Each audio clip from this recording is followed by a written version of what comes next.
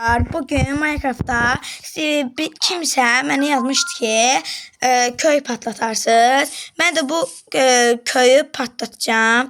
Önceden mən bunları eləmişdim. İndi onları patlatacağım. Çakmak alalım.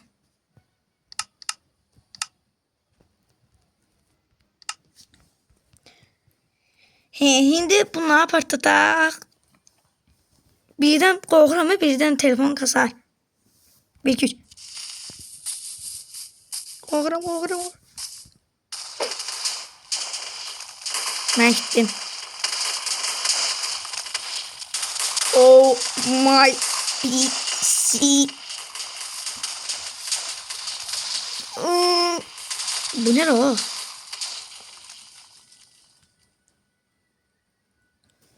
Telefon yok da. Her de partlayır.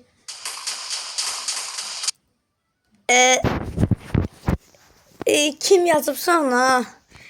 Yani ilədi mi? Ona problemi yoktu. Ama telefon çok pis kasır ha. Bu nedir? Pis kasır axı.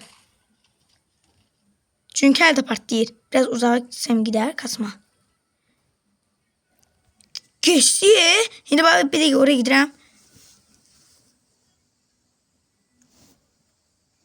Telefon kasır. Yani videomuz bu kadar iyiydi.